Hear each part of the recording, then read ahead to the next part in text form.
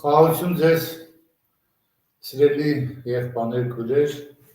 եկեք նորից ասենք փառք մեր Տեր Աստծուն այս հրաշալի հնարավորության համար, որ Տերը մեզ տվել այս հնարավորությունը։ Սիրելի եղբայրներ, քույրեր, անցյալ անգամ մենք խոսեցինք օրենքի վերաբերյալ, օրենքի ֆունկցիայի վերաբերյալ, ընդհանրապես օրենքի վերաբերյալ մենք այսօր շարունակենք մեր զրույցը, մեր ուսուցումը, եւ ես կուզեմ որ հիշեցնել ձեզ կարևոր մի երկու բան։ Ուրեմն մենք գիտենք, որ կարդացել ենք եւ գիտենք եւ հիշատակեցինք, որ Աստված մեզ փրկում է ոչ թե օրենքը պահելու միջոցով, այլ Աստված մեզ փրկում է շնորհքով իր, այսինքն փրկությունը Աստված մեզ որպես նվեր է տալիս։ Այդ մասին վկայում է Հռոմեացիս 6:23-ը, որ մեղքի վարձքը մահ է, իսկ Աստծո ձերի պարգևը հավիտենական կյանք։ Կամ Եփեսացիս 2:8-ը, շնորհքով եք դուք փրկված հավատքի միջոցով, եւ սա ոչ թե ձեզանից է, այլ Աստծո պարգևն է, որպեսզի ոչ մեկը չբարձենա։ Ուրեմն, սիրելի եղբայրներ, քույրեր, մեզ համար բնականաբար հարց է առաջանում. Եթե փրկությունը ձերի շնորհքով է, ապա ինչ անհրաժեշտություն կա, որ Աստված մեզի օրենք տա։ Ինչու՞մն է այստեղ խնդիրը, ինչու Աստված տվեց օրենք։ Ուրեմն նախ ասեմ, որ Աստված ի սկզբանե մտադրություն չի ունեցել օրենք տալու, Աստծո սկզբնական մտադրությունը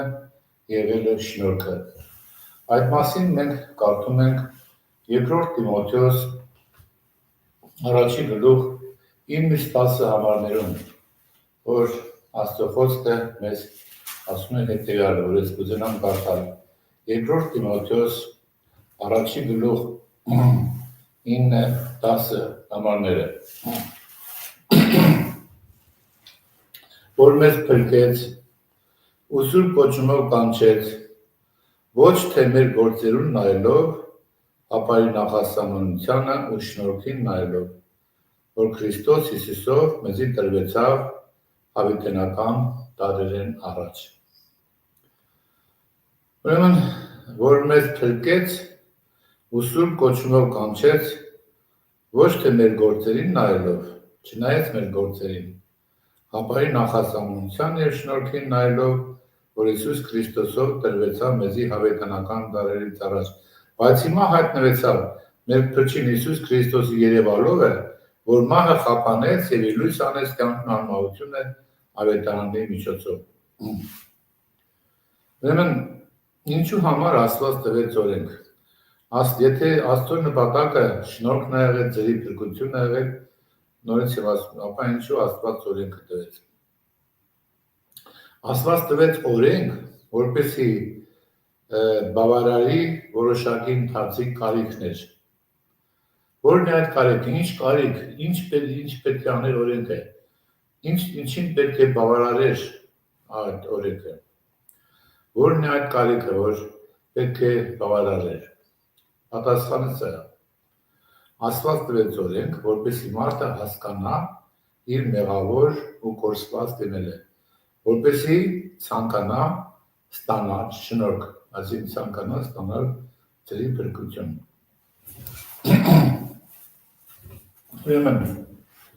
Ուրեմն նորից եմ կրկնում, ինչ կարիք պետք է բավարարեր օրենքը, պատասխանը սա է, որպեսզի օրենքի միջոցով մարդը հասկանա իր մեղավոր ու կորսված լինելը։ Եթե մարդը հասկանա, որ ինքը մեղավոր է,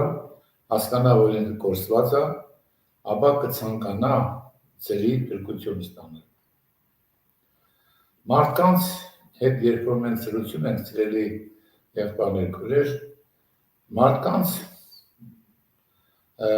մեծ մասը, համարյա կարելի ասել բոլորը, իրանք միգուցե մտածում են, որ ինչ-որ բան սխալ են արել, բայց չեն հասկանում, որ կարևորը ոչ թե սխալվելն է, որ սխալ են արել, այլ կարևորը, որ մարդը առանց Աստծու կորսված է, ունի կորսված վիճակ։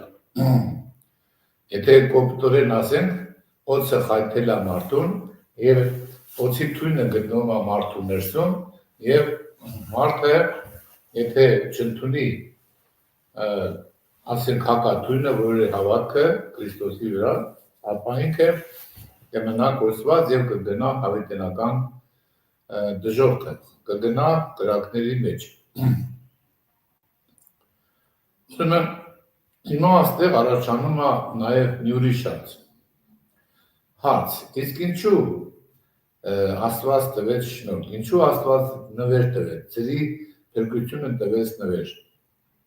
Պատասխան. Աստված նվեր է տալիս փրկությունը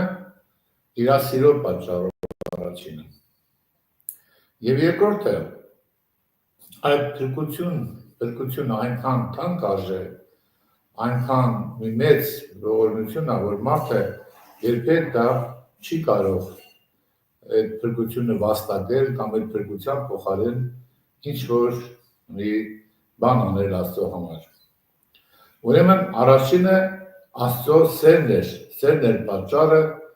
որ Աստված մարդուն ձեռիաբար տալիս է շնորհք, տալիս է փրկություն։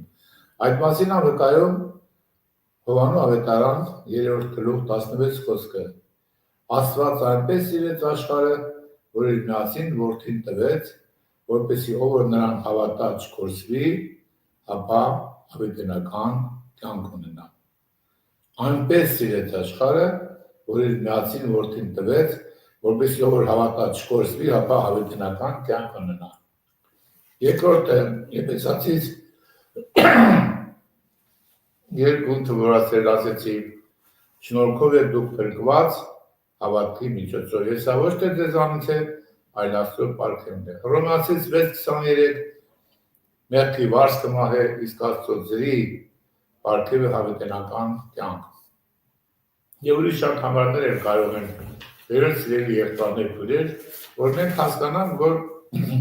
այո, մարդը չի կարող որևէ ձևով վաստակել իր փրկությունը, ոչ մի ձևով չի կարող գնել իր փրկությունը, եւ դրա համար Աստված սիրելով մարդուն տալիս է նվեր։ Այո, մարդը որպեսզի այդ նվերը ընդունի, նվերը Աստծո տված նվերը ընդունի, պետք է նախ առաջին հասկանա, որ ինքը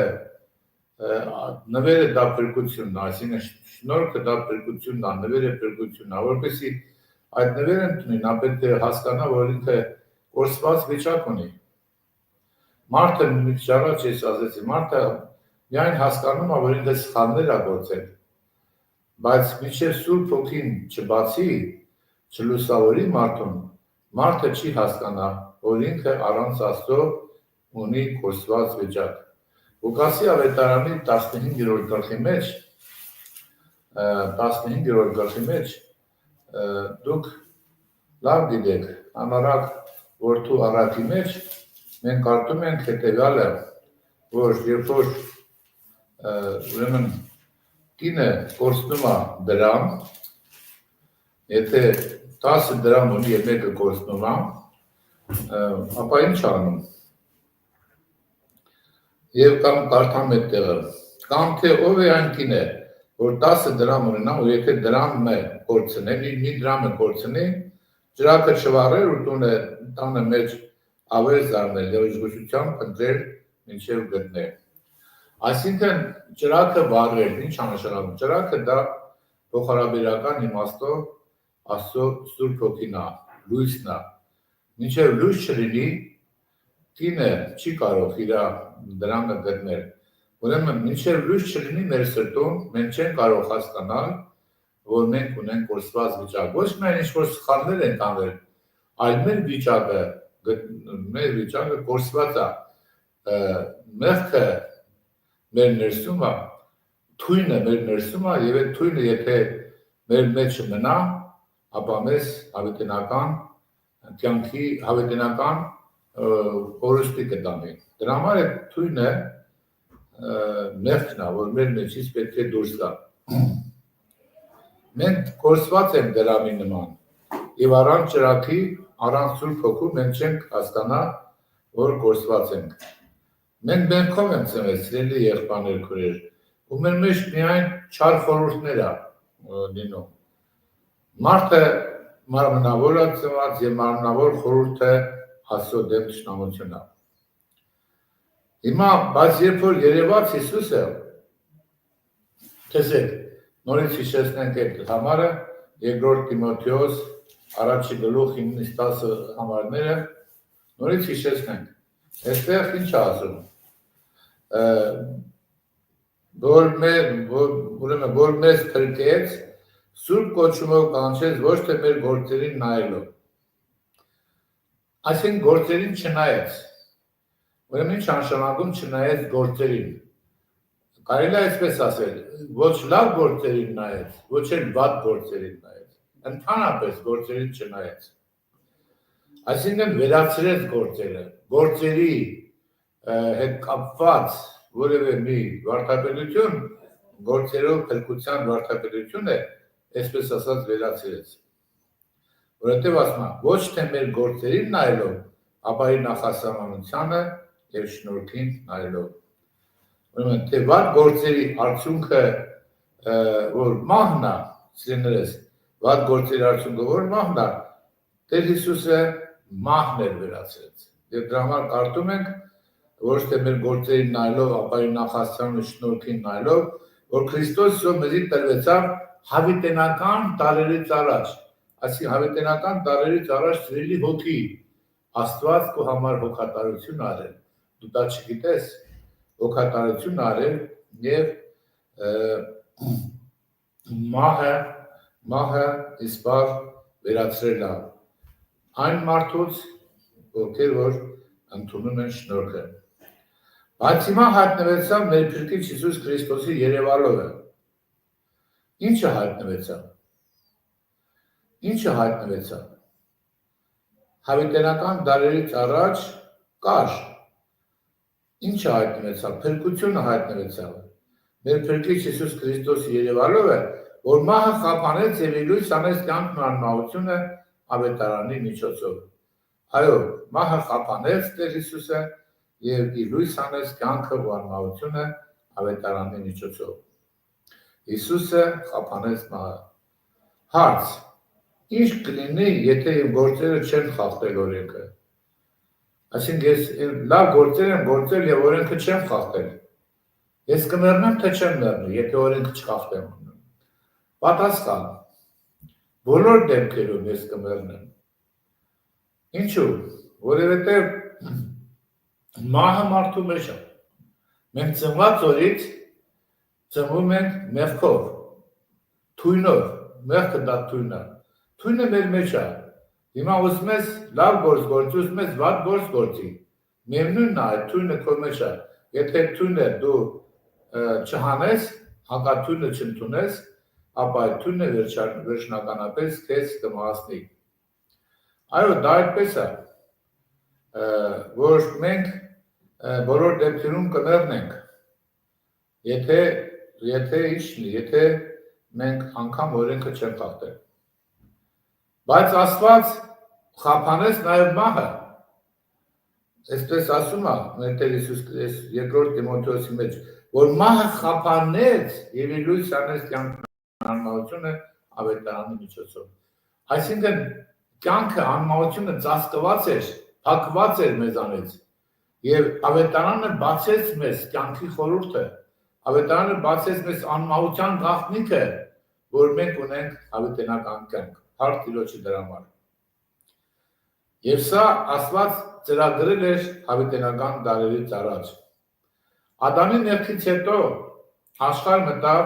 նաև մահը։ Հռոմեացիս 5:12-ում մենք կարդում ենք այդ մասին։ Ես ուզում եմ կարդալ Հռոմեացիս 5:12։ Մասի ինչպես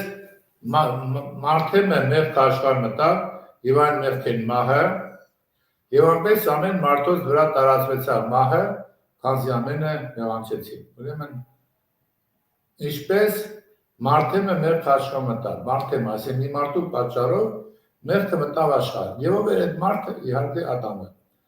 Եվ այդ մեղքի պատճառով մահը, ուրեմն մահը տեղի ունի մեղքի պատճառով։ Եթե մեղքը չլի, մահը չի լինի։ Եվ այսպես ամեն մարդոց վրա տարածվեցավ մահը, քանզի ամենը մեղանչեցին։ Ուրեմն բոլոր մարդկանց վրա տարածվեցին մահը։ Սիրելիներս, Ադամից մինչև Մովսես 1600 տարի է։ Եվ Աստված այդ ընթացքում որևէ օրենք չտվեց Աստված։ Եվ մարդկանցից ոչինչ չպահանջեց։ Եվ Աստված թույլ տվեց, որ պատմությունն ընթանա իր բնական ընթացքով։ Ուրեմն նորից եմ կրկնում, 1600 տարվա ընթացքում Աստված որևէ օրենք չտվեց,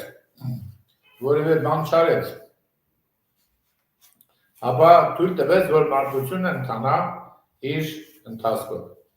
Հիմա տեսեք, սիրելի եղբայրներ, քույրեր, մենք շարունակենք մեր բանը ընթացքը։ Հիմա տեսեք, հետո Մովսեսից 430 տարի առաջ Աստված կանչեց Աբրահամին հավատքի հայր լինելու եւ տվեց մեծ խոստում։ Ինչ խոստում տվեց, որ բոլոր ազգերը քեզանով պիտի օրհնվեն։ Այդ մասին մենք կարդում ենք, ուրեմն Ծննդոց 12-րդ գլխի մեջ, որ Աստված Աբրահամին կանչեց եւ շատ հետաքրքիր է այստեղ որ բանն է հետաքրքիր, ես ասեմ ձեզ հիմա, որ բանն է հետաքրքիր, որ Աստված կանչեց Աբրահամին, Աբրահամը կռապաշտ երկրից էր եւ ասма Եվ Տերը ասավ Աբրահամին, Ծննդոց 12:1 Քո երկրել եւ քո ազգականորեն քո հորը տունեն գնա երկիրը, որ ես քեզի պիտի ցուցնեմ, եւ քեզ մեծ ազգ պիտի ենեմ, ու քեզ պիտի օրհնեմ եւ քո անունը պիտի մեծցնեմ, ու դու օրհնալ պիտի լաս։ Քեզ մեծ ազգ պիտի ենեմ, ու քո անունը պիտի մեծացնեմ, եւ դու օրհնալ պիտի լաս։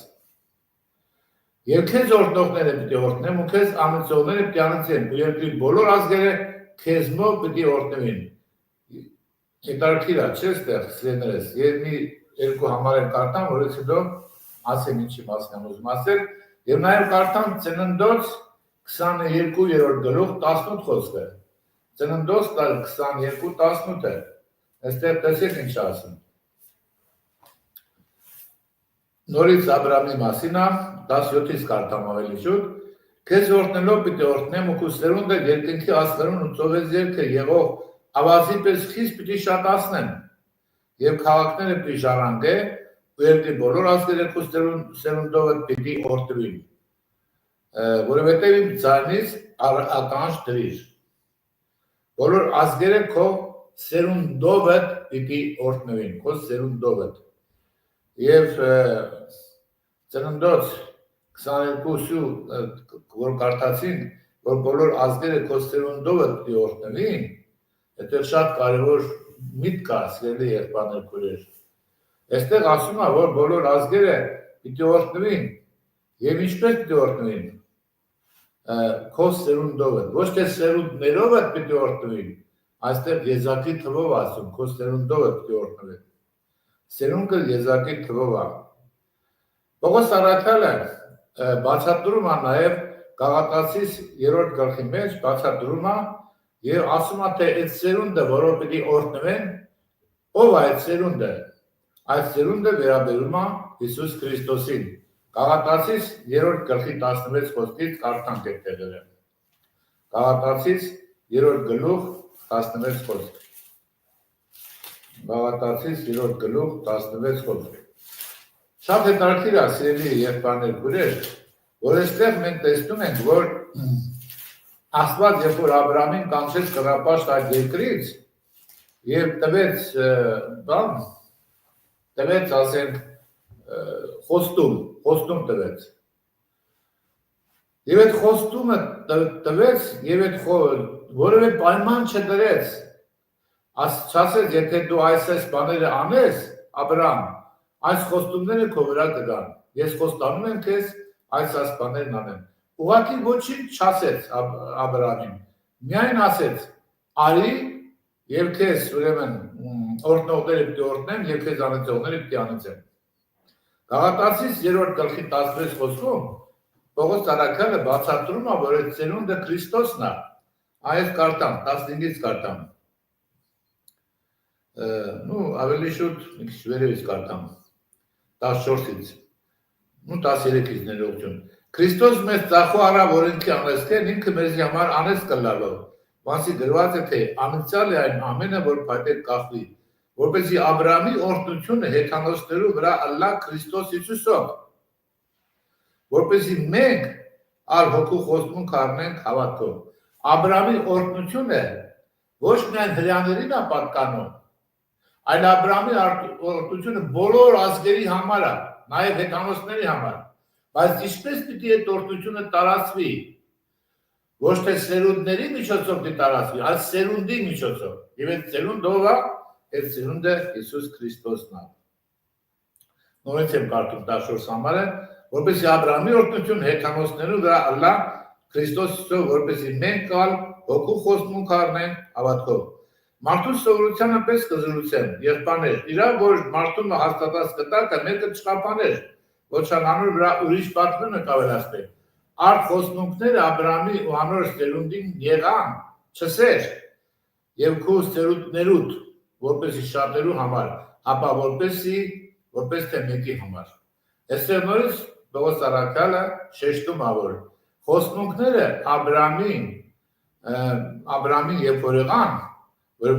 անոր սերունդին եղան, չի ասում սերունդներին եղան, ասում է սերունդին եղան, որպես թե մեկի համար ասում, այստեղ ասում է որպես թե մեկի համար, եւ քո սերունդին, որ Քրիստոս է։ Հիմա տեսեք, Աստված տվեց Աբրահամին խոստում տվեց։ Բայց մենք կարդում ենք սիրելի եղբայրներ քուրեր, մենք այդ խոստումը տեսնում ենք, որ լինելով Աբրահամը տրապաշտ երկրից, Աստված նրան ընտրեց եւ ոչ մի պայման չդրեց խոստումը տալու համար։ Պետք է ուշադրություն դարձնենք սիրելիներս, որ Աբրահամի տված խոստումը պայմանորոշ չէր, որևէ պայմանով, չկար որևէ պայման։ Այսինքն Աստված Աբրահամին խոստումը տվեց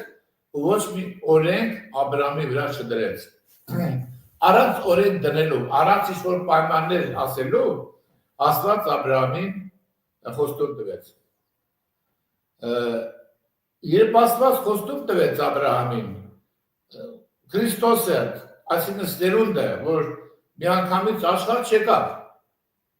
Տեսեք, հետարքիր է, չէ՞, Ծննդոց 12-րդ գլխում մենք կարդում ենք, որ Աստված Աբրահամին խոստում տվեց, որ քո սերունդով պիտի օրհնվեն աշխարհի բոլոր ազգերը, թե հրեաները եւ թե հեթանոսները։ Քո սերունդով, ոչ թե սերունդներով։ Բայց շատ հետարքիր է, եղբայրներ, ասում էր ժամանակը այդ սերունդը դեռ չկար, որ ինչ աներ, որով պետք է օրհնվեին աշխարհի բոլոր ազգերը։ Սերունդը դեռ չկար։ Մենք կարդում ենք հետագայում, որ Աբրահամը երեխա չուներ, հետո երբ որ ունեցավ Իսահակին, Իսահակը չէր այն սերունդը, որը պետք է փրկեր աշխարհը եւ որի միջոցով պետք է տարածվեր փրկությունը, շնորհքը եւ խոստումը բոլոր ազգերի վրա, նաեւ հեթանոսների։ Իսահակը չեկավ փրկելու աշխարհը։ Իսահակը Աստծո որդին չէր։ Հետո եկավ Մովսեսը, եկավ Ահարոնը, բայց նրանք նույնպես Քրիստոսը աշխարհի փրկիչը չէին։ Սիրելիներս, գոյություն ունի մի շատ կարևոր պատճառ, թե ինչու սերունդը, այսինքն Քրիստոսը շատ շուտ չեկավ։ Ինչքան ժամանակ տևեց Աբրահամին տված խոստումից մինչև այն սերունդը, որ պիտի գար, ինչքան ժամանակ տևեց, պատկերացրեք։ Եթե նայենք Աբրամին տված խոստումը Աբրամին տված խոստումից հետո ուրեմն 430 տարի հետո եթե նայենք նախ ուրեմն Ադամից մինչև Մովսես 1600 տարի է երբ որ նայում ենք Աբրամին տված այդ խոստումից հետո ոչ միայն չեկավ այդ սերունդը, խոստումը չկատարվեց Աստծո տված խոստումը Աբրամին, այլ մենք կարդում ենք, որ դեռ մի բան էլ ավելին եղավ։ 430 տարի հետո, այդ տված խոստումից 430 տարի հետո, Աստված Մովսեսի միջոցով օրենք տվեց Հրեա ժողովրդին։ Շատ հետաքրքիր է, ինչու համար սիրելիներս, դեռ չեկած խոստումը, մի բան էլ ոչ միայն խոստումը չկատարվեց, այլ նաև Աստված օրենք դրեց Իսրայել ժողովրդի վրա եւ պայմաններ դրեց, որ եթե այս բաները չանեք, օրենքները չպահեք, օրհնություն չեք ստանա։ Հետաքրքիր է սիրելի եղբայրներ քույրեր, իհարկե ճշմարիտ է, որ Աստված ուզում է մարդուն շնորհ տալ, այսինքն տալ փրկություն ձրի, բայց հարց է առաջանում, մարդը կուզի արդյոք այդ փրկությունը, թույլ կտա, որ Աստված իր համար գործի եւ տա այդ փրկությունը։ Այսինքն մարդը կուզի այդ փրկությունը, մարդը կուզի այդ ձրի փրկությունը, թե չի ուզի, սա Քրիստ արձագանք է։ Հիմա եթե այսպես նայենք, ասեն, ով չի ուզի ձրի փրկություն։ Հիմա ես կբացատրեմ, տեսեք, որ այո, ինչու՞ն է այդտեղ դժվարությունը, որ մարդիկ չեն ուզում։ Դրա համար որպես օրինակ նայենք Հովանու 5:40 է։ Հովանու 5:40 է։ Մեր Տեր Հիսուս Քրիստոսը ասում է հետևյալ խոսքերը, Հովանու 5:40 խոսքերը։ Ուրեմն դուք չեք ուզեր ինձի գալ, որ կյանք ունենաք։ Ես մարդոց մեր փառք չեմ առնել, բայց գիտեմ ձեզ, որ Աստծո սերը ձեր մեջ չունիք։ Դուք չեք ուզում ինձի գալ, որ ինչ ունենաք, որ կյանք ունենաք։ Տեր Հիսուս ասում է, ես եմ կյանքը, եկեք ինձի, որ կյանք ունենաք, բայց ասում դուք չեք ուզում։ Ինչու չեք ուզում։ Ի՞նչն է պատճառը, որ չեն ուզում։ Ի՞նչն է պատճառը, որ երկնքի թագավորությունը, որ ասում նման է մարդու, որ իր որդու համար հարստանիք արավ, ուղարկեց հրավիրվածներին կանչելու, բայց հրավիրվածները չեկան, մենք իր մարդը, մյուսին, կինը եւ այլն, չեկան, ի՞նչն է պատճառը։ Հիմա սիրելիներս, մենք մեղավոր ենք, բայց մենք զգում ենք անմեղ։ Մենք մեզ մեղավոր չենք զգում։ Մենք մեզ կորսված չենք զգում։ Եթե որևէ մեկին կանեցնես ու ասես դու մեղավոր ես, չի ասի որ ես մեղավոր եմ։ Ասի մեղավորը դու ես։ Մեղավոր մարդը մերժում է փրկությունը, Աստծո շնորհքը փրկությունը Աստծո մերժում է։ Ինչու՞։ Քանի որ նա չի հասկանում, որ ինքը գտնվում է անելանելի վիճակի մեջ, որ դիմի փրկչին, որ փրկվի։ Նորից եմ կրկնում, որ սա լավ հասկանանք։ Մեղավոր մարդը ինչու է շնորհքը մերժում, ինչու է ձերի փրկությունը մերժում, քանի որ մեղավոր մարդը, քանի դեռ լույսը չի ծագել իր ներսում, նա չի հասկանում, որ ինքը գտնվում է անելանելի մի վիճակի մեջ, եւ այդ վիճակից դուրս գալու միակ ճանապարհը դա մեր Տեր Հիսուս Քրիստոս փրկչին դիմելն է։ Այն մեղավորը սա չի հասկանում։ Պետք է Աստծո լույսը բացվի, Աստծո Սուրբ Հոգին պետք է նրան կպնի, հպնի, որպեսզի Սուրբ Հոգին որպես լամպ վառվի նրան ներս եւ նա հասկանա։ Որովհետեւ մեղքը փակում է մարդու միտքը եւ խավարի մեջ գտնվող մարդը չգիտի թե ուր է գնում եւ ինչ վիճակ ունի։ Երբ որ Աստված մարդուն օրենք տվեց, մարդը նոր հասկացավ, որ ինքը մեղավոր է։ Մինչև օրենք տալը, մարդը չգիտեր, որ ինքը մեղավոր է, չէր հասկանում։ Եվ ընդհանրապես ի՞նչն է մեղքը, ասենք եթե օրենք չկա, նշանակում է որ ազատություն չկա, եթե օրենք չկա, օրենքի խախտում չկա, եթե օրենքի խախտում չկա, նշանակում է մեղքը չկա։ Ուրեմն օրենքը ոչ թե մարդուն փրկելու համար տրվեցավ, այլ որ մարդը հասկանա իր մեղավոր լինելը, իր կորսված լինելը եւ ցանկանա փրկվելու։ Այս դրա համար տրվեց օրենքը։ Ուրեմն սիրելիներս, այդ մասին մենք եթե շարունակենք կարդալ Գաղատացիս տուղթը, մենք կարդացինք 3-րդ գլխից 14-15 համարները կարդացինք, եթե շարունակության մեջ կարդանք, տեսեք, Գաղատացիս տուղթի մեջ, այստեղ ինչ ասում։ Ուրեմն 15 համարը, մարդու սովորության պես կզրուցեմ եղբայրներ, իրա որ մարդու հաստատած կտակը մեկը չխափաներ, ոչ անանոր վրա ուրիշը պատվեր մեկ ավելացնել։ Այո, եթե ես մի հատ կտակ եմ բերել, ոչ ոք իրավունք չունի իմ գրած կտակը խափանելու, ավելացնելու իմ կտակի վրա, ոչ էլ պակասացնելու, մինչև որ ես կմեռնեմ։ Մեռնելուց հետո նոր ասենք այդ կտակը մինչև մեռնելը ոչ ոք իրավունք չունի առանց ընտի որևէ բան անելու։ Հիմա դրա համար ասում արդ խոստումները Աբրահամի ու անոր սերունդին եղան չսեր, եւ դու երկու սերունդներուդ որպես շատերու համար, ապա որպես թե մեկի համար, երկու սերունդին որ Քրիստոս է։ Սա այս խոսեցի արդեն, որ խոստմունքը, որ Աբրահամին տվեց Աստված, առանց պայմանի տվեց եւ ասեց, որ այդ խոստմունքը վերաբերվում է ոչ թե սերունդներին, այլ սերունդին, այսինքն Քրիստոսին, որ Քրիստոսով պետք է բոլոր ազգերը, թե հրեաները եւ թե թանոսները օրհնություն ստանան։ Հիմա շարունակենք 10-րդ խոսքը։ Բայց զաս կզրուցեն այն կտակը, որ առաջունի Աստվածությունը հաստատվեցավ Քրիստոսով, օրենքը 430 տարին հետև, որ գրվեցավ, չկրնալ անվավեր ընել խոստմունքը խափանելու համար։ Հետարքիր է, չէ՞ ստեղ։ Ուրեմն Աբրահամին խոստում տվեց, ոչ մի պայման չդրեց Աբրահամի վրա։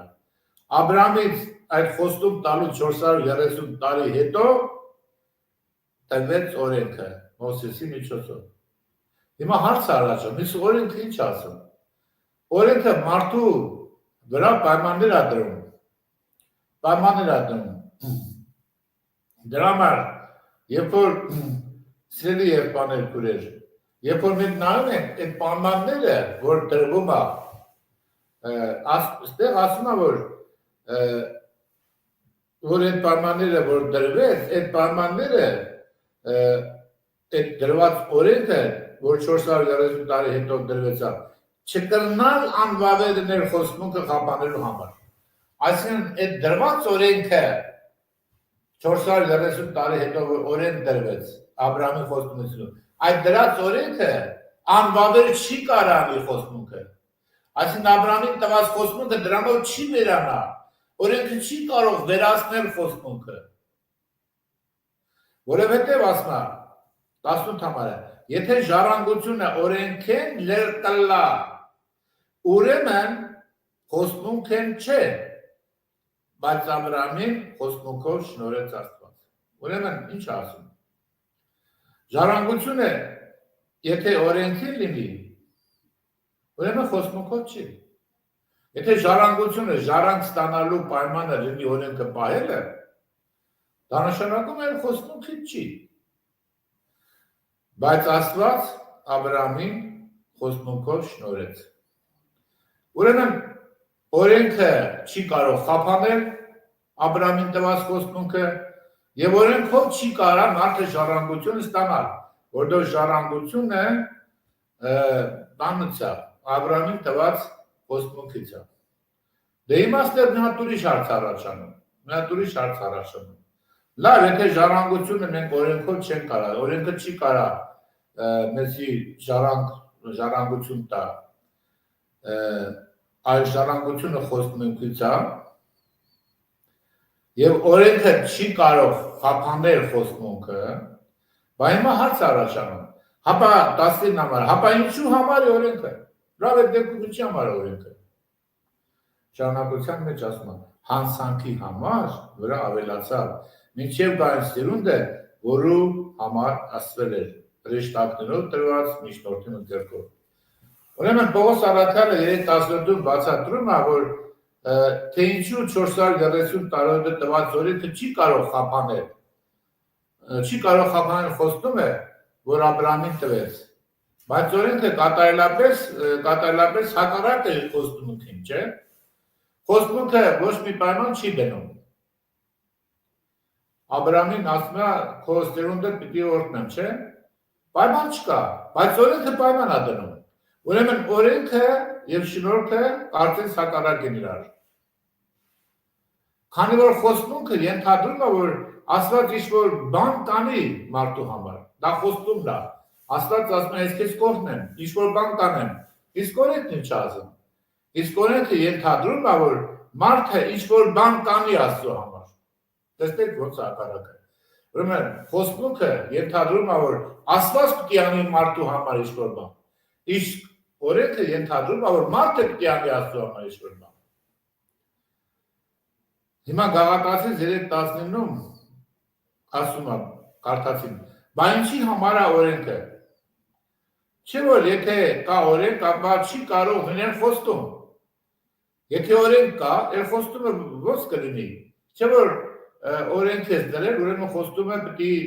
օրենքը պիտի կատարվի նոր։ Իսկ եթե խոստում կա, չի կարող լինել օրենք։ Այս երկուսը միասին չեն կարող լինել։ Սրանք իրար հակառակ են։ Բայց մենք ինչ անենք։ Ինչ անենք հիմա այդ դեպքում։ Աստված խոստում տվեց, հետո դրեց օրենքը։ Հիմա սրանք իրար հակառակ են։ Վալա, մենք ինչ անենք։ Պողոս առաքյալը 3:19-ում Գաղատացիս բացում է դրա պատճառը։ Ինչ է նշանակում, որ այստեղ կարդացինք։ Ապա ինչու համար է օրենքը հանցանքի վրա ավելացավ։ Հանցանքի վրա ավելացավ։ Ինչ է նշանակում ավելացավ հանցանքի վրա։ Պատճառը ուրեմն հանցանքն է։ Աստված հրեաներին տվեց օրենք, որպեսզի հրեաների միջոցով ցույց տա ամբողջ աշխարհին, որ օրենքը տալիս է հանցանքների համար։ Այսինքն ինչ անժամ տալիս հանցանքների համար։ Իսկ ինչու հանցանքների համար։ Ինչու հանցանքների պատճառով ավելացավ օրենքը։ Հռոմեացիս 4:15-ում շատ հետաքրքիր ասում։ Հռոմեացիս 4:15 խոսքը, այսպես ասում։ Հռոմեացիս 4:15 Վանզի օրենքը բարկություն կգործե, քանզի օրենք չկա, օրինազանություն չկա։ Օրենքը բարկություն է գործում, որտեղ որ օրենք չկա, օրինազանությունը չկա։ Օրինակ, ինչի է բարկություն գործում օրենքը։ Գնում ես մեքենայով։ Մենք էլ հանկարծ են նկարող սարքը նկարես քեզ։ Օրենք է դրած։ Նկարեց ուրեմն դիտանից մուծես։ Բարկացավ թե չբարկացավ, ջղայնացավ։ Ինչքան շատ օրենքներ լինի քո վրա դրված, այնքան քեզ սահմանափակումների մեջ կդնի։ Եվ դրա համար օրենքը գործում է բարկություն։ Իսկ ինչու հանցանքների պատճառով ավելացավ։ Ինչքան օրենքները շատանում է, անցան հանցանքներն էլ շատանում։ Այսինքն ինչ Աստված տվեց օրենք, որ հանցանքները շատանա, եղբայրներ քուրեր, հարցը նրանում է կայանում, երբ որ հանցանքները շատանում է, շատ է տարբեր է, երբ որ հանցանքները շատանում է, նաև ինչն է շատանում, ապա նաև շատանում է շնորհքը։ Հռոմեացիս 5:20-ում կարդում ենք հետևյալ խոսքերը։ Սակայն օրենքը մեջտեղ ընկա, որպեսզի հանցանքը շատանա։ Այսինքն օրենքը տվեց, որպեսզի մարդը շատ հանցանքներ գործի, վերջապես հասկանա, որ ինքը կորսված է, հասկանա, որ ինքը շատ հանցավոր մի մարդ է, որ կորսված վիճակ ունի, որ ձգտի փրկության։ Այդ դրա համար, ուրեմն տալու նպատակը ոչ թե մարդուն մեղավոր դարձնելն է, այլ մարդը հասկանա, որ ինքը մեղավոր է, որպես այդ շատ հանցանքներ գործելուց հետո, շատ օրենքներ խախտելուց հետո, հասկանա, որ ինքը փրկչի կարիք ունի։ Բայց շատ հետաքրքիր է, սակայն օրենքը մեջտեղ կա, որպես հանցանք շատանա, բայց ուր ավելի եղավ մեղքը, ավելի եղավ շնորհքը։ Փառք Տիրոջը սրա համար։ Բայց ուր ավելի եղավ մեղքը, ավելի եղավ շնորհքը։ Սա ինչ է նշանակում։ Սա չի նշանակում, որ ինչքան շատ մեղք գործենք, այնքան լավ է։ Չէ, այդ չի ուզում ասել։ ուզում ասի սիրելի եղբայրներ քույրեր, որ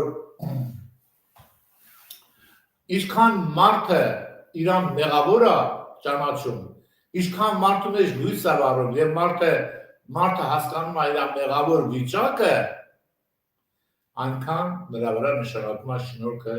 աճելա, շնորհքը մեծացելա։ Ինչքան ուր ավելի եղավ մեղքը, ավելի եղավ շնորհքը, որպես ինչպես մեղքը թագավորեց մահով, այնպես շնորհքը թագավոր է արդարությունով մինչև հավիտենական կյանքը։ Հիմա տեսրեններս դրա համար տեսեք, ուրեմն հարց առաջանում, ինչպես ասացին, օրենքը մեջտեղ ընկա, որպեսզի հանցանքը շատանա, բայց ուր ավելի եղավ մեղքը, ավելի եղավ շնորհքը։ Այսինքն օրենքը հետո եղավ, որպեսզի հանցանքները շատանա, մեղքը աշխարհ մտավ մարդու պատճառով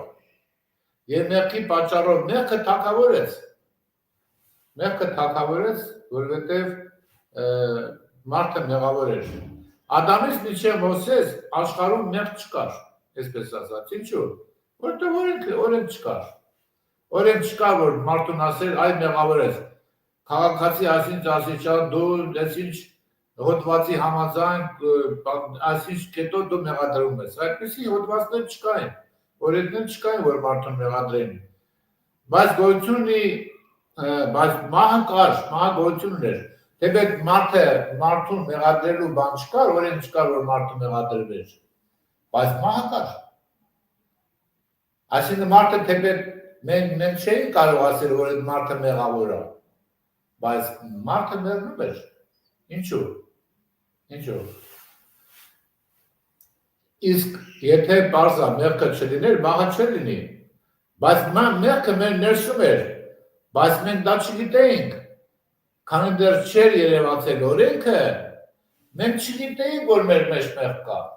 Եվ այդ մահվան պատճառը հենց մեղքն է։ Ուղղակի մենք չէինք տեսնում, չգիտեինք, որ չգիտեինք, չէինք տեսնում, դա չի նշանակում, որ մեղավոր չէինք։ Ուրեմն օրենքը ինչի անման։ Օրենքը սիրելի եղբայրներ քույրեր, ոչ թե բուժում է կատարում, այլ օրենքը ցույց է տալիս մարդու մեղավոր լինելը։ Օրինակ, եթե մարդը հիվանդանում է, նա ջերմաշապ է դնում, տեսնես ասեմ ջերմություն ունի, թե չէ։ Եթե ջերմաշապը ցույց է տալիս, որ ջերմություն ունի, ասում ես այս մարդը հիվանդ է։ Ուրեմն օրենքը ինչի է նման, օրենքը նման է ջերմաչափի։ Օրենքը ցույց է տալիս, որ դու մեղավոր ես, որ դու կորսված վիճակ ունես, բայց օրենքը չի բուժում, ջերմաչափը բուժում չի կատարում, ընդհանրապես ցույց է տալիս քո հիվանդությունը։ Ուրեմն եղբայրներ քույրեր, օրենքի տալու նպատակը նա էր, որ մենք գիտակցենք, հասկանանք, որ մեղավոր ենք, ունենանք հասկանանք մեր կորսված վիճակը եւ դրանից հետո ձգտենք հասկանանք, որ մեզ փրկություն ապրես։ Ուրեմն Աստված օգտագործում է օրենքը, որպեսզի չափի մեր կոպիտ ասած ջերմությունը, թե ինչքան է մեր ջերմությունը։ Աստված նորից եմ ասում, օրենքն օգտագործում է մեր ջերմությունը, որպես ջերմաչափ չափելու մեր ջերմությունը։ Մեղքը մարդուն ներսում էր, բայց առանց հանցանքների նա երբեք չէր ընդունի, որ մեղք ունի։ Եթե մարդը հանցանքներ չանի, այսինքն եթե մարդը օրենքներ չլի, որի միջոցով ինքը հանցավոր դառնա, մարդը չի ընդունի, որ ինքը մեղավոր է։ Մեղքը մարդու ներսում է, ու քանի դեռ նա դուրս չի եկել, հանցանք չի դառնում։ Շնորհք ստանալու համար մենք պետք է խոնարհեցնենք մեզ։ Իսկ ինչի կարող է մեզ խոնարհեցնել, եթե ոչ օրենքը։ Մենք տեսնենք անընդհատ, մենք խախտում ենք օրենքները եւ մենք կհասկանանք, մենք պես կզգանք, պես անօգնական, կզգանք մեզ թույլ, կզգանք մենք տկար։ Մարդիկ հպարտներ մտածում են, որ իրենք շատ լավն են, բայց երբ մենք նայում ենք օրենքին, մենք պետք է մեզ խոնարհեցնենք։ Աստված շնորհքների Աստվածն է եւ տալիս է մեզ շնորհք, խոնարհներին է շնորհք տալիս, Հակոբոս 4:6։ Աստված խոնարհներին շնորհ կտա, իսկ հպարտներին, համբարտավաններին հակառակ կտենա։ Վայ նրան, ում հակառակորդ Աստվածա, ում հակառակորդն Աստված, հպարտների, համբարտավանների հակառակորդը Աստվածա։ Եթե դու այսօր հպարտանում ես, համբարտավան ես, իմացի դու ես հակառակորդ, եւ այդ հակառակորդ Աստվածա։ Հռոմեացիս 7:28-ից սկսած Պողոս առաքյալը բացատրում է, որ օրենքը թույլ է տալիս մարդուն տեսնելու այն ինչ որ Աստված նախորդ գիտեր, բայց մարդը չգիտեր։ Աստված նախորդ գիտեր, որ մարդը մեղավոր է ծնվելու, մեղավոր է լինելու եւ օրենքներ է խախտելու։ Դա մարդը Աստված գիտեր, բայց մարդը չգիտեր դա։ Հռոմեացիս 7-ը շատ բարձ դա բացատրում է։ Հիմա եկեք Հռոմեացիս 7-ից մի քանի բան ասենք եւ ժամանակը մեր լրանում է, ուրեմն տեսեք, մենք կարդում ենք Հռոմեացիս 7-րդ գլուխ հենց առաջի խոսքից կարդում ենք. Միթե չեք գիտեր եղբայրներ, քանզի ես օրենքը գիտողներում կխոսեմ, որ օրենքը գիտի, ես նրանց եմ ասում, որ օրենքը մարդուց վրա կիշխե, որ չափ ժամանակ, որ ողջ է։ Մանսի այր ունեցող կին իր ողջ երկանը կապված է օրենքով, բայց եթե այրը մեռնի, արձակված է երկանը օրենքին։ Ուրեմն քանի որ այրը ողջ է, շուն պիտի իսվի, եթե ուրիշ երկան մնա, բայց եթե այրը մեռնի, այն օրենքին ազատ կլա, այնպես որ շնացող չլար, եթե ուրիշ երկան մնա։ Հիմա տեսեք, այստեղ մենք տեսնում ենք, որ Պողոս առաքյալը խոսում է օրենքը գիտողների հետ, որ օրենքը իշխում է մարդու վրա, ինչքան ժամանակ է իշխում օրենքը մարդու վրա, քանի որ դեռ մարդը կենդանի է, քանի որ մարդը ողջ է, այնքան ժամանակ, որ մարդը ողջ է, կենդանի է, այդքան ժամանակ օրենքը իշխում է մարդու վրա։ Հիմա այս բանը համեմատվում է այր ունեցող կնոջ հետ։ Հիմա այր ունեցող կինը, ամուսին ունեցող կինը իր ողջ երկանը կապված է օրենքով։ Այսինքն ամուսինը կինը գտնում ամուսնու օրենքի տակ։ Բայց հիմա եթե որ դեպքում այդ օրենքից ազատված կլինի, եթե այրը մեռնի, արձակված օրենք է։ Իսկ քանի դեռ այրը ողջ է, ուրեմն շուտ պիտի իսվի, եթե ուրիշ երկան մնա, բայց եթե այրը մեռնի, այն օրենքին ազատ կլա, այնպես որ շնացող չլա, եթե ուրիշ երկան մնա։ Հիմա տեսեք քրիստոնյայի վիճակը, սիրելիներս, համեմատվում է մարդու վիճակի հետ, որ քրիստոնյայի վիճակը համեմատած, որ օրենքի տակ է, այդ համեմատությունը զուգահեռ համեմատություն տանենք կնոջ, այր ունեցող կնոջ, այսինքն ամուսին ունեցող կնոջ եւ ամուսնու միջեւ։ Հիմա ինչպես որ մարդը, երբ որ քրիստոնյան, երբ որ օրենքի տակ է դեռ գտնվում, քանի այդ օրենքը իր վրա իշխում է։ Ինչքան է իշխում, ինչքան ժամանակ, որ չափ ժամանակ, որ քրիստոնյան կենդանի է։ Մեռած չի օրենքի համար։ Հիմա նույնը նայենք այս հարմարությունը տեղափոխվենք մարդ եւ կնոջ մեջ, հարաբերության մեջ։ Ուրեմն պատկերացնենք մարդ, որ ունի կին։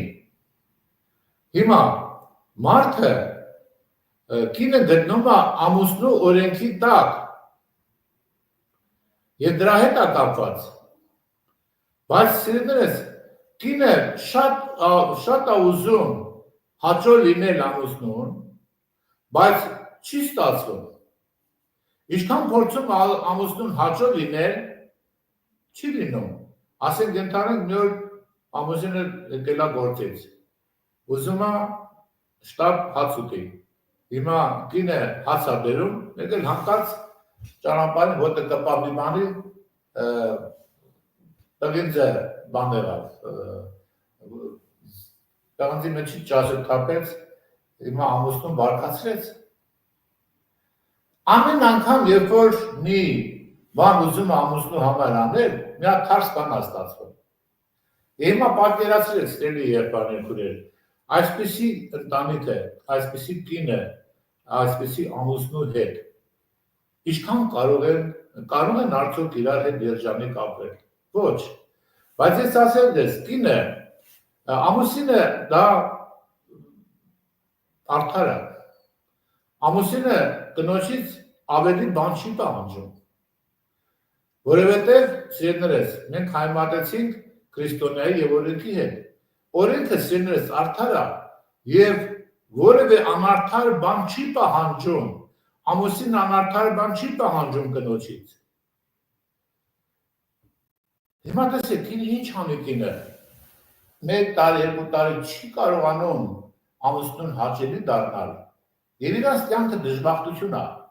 Կինը այդպիսի ամուսնու հետ ապրելով, որ ամուսին անընդհատ պահանջում է,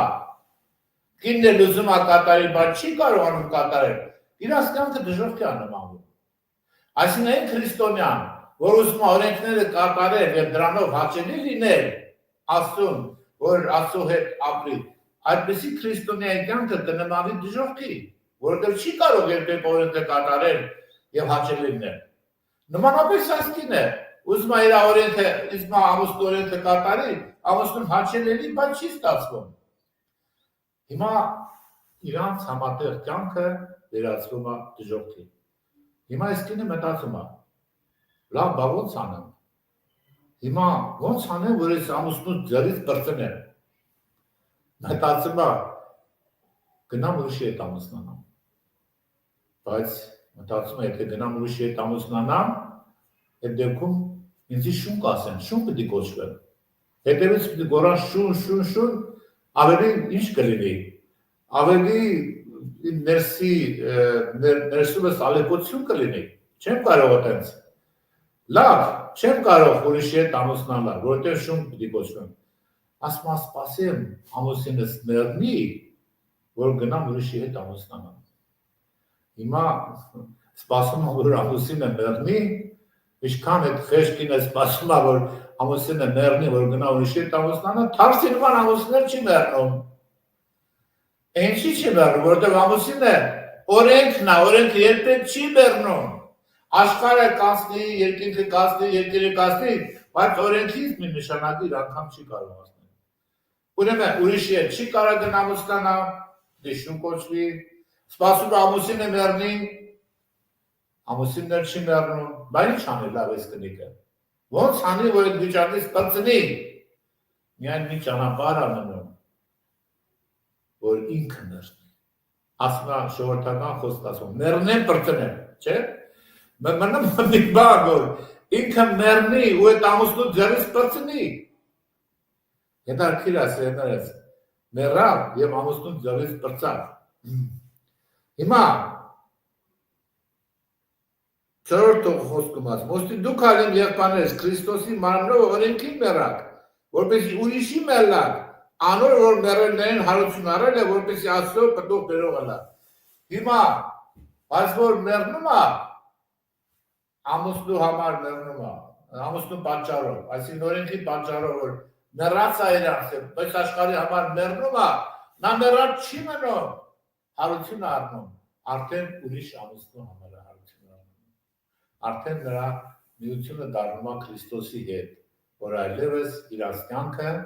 լինում է երջանկություն։ Օրենքի հետ ապրելով մարդը կարծես թե դժոխքի մեջ առնում, Քրիստոսի հետ ապրելով դրախտի մեջ առնում, երջանկության մեջ առնում։ Ուրեմն եթե մենք չմեռնենք, քարոյ դեռ չենք մեռել, մենք օրենքի ձեռը կրակը գտնենք, անընդհատ կուզենք կատարել, բայց չի ստացի։ Ուրեմն մի ճանապարհ կա, որ մենք լինենք երջանիկ, լինենք Տեր Հիսուս Քրիստոսի հետ, դա նշանակում է մեռնենք այս աշխարհի համար, որպեսզի հարություն առնենք մեր Տեր Հիսուս Քրիստոսի համար։ Թող Տիրոջ անունը փառավորվի, սիրելի եղբայրներ քույրեր, շնորհակալ ենք մեր Տիրոջից այս ամենի համար, եւ քանի որ ժամանակը արդեն վերջացավ, շարունակությունը հաջորդ անգամ, հաջորդ դասընթացին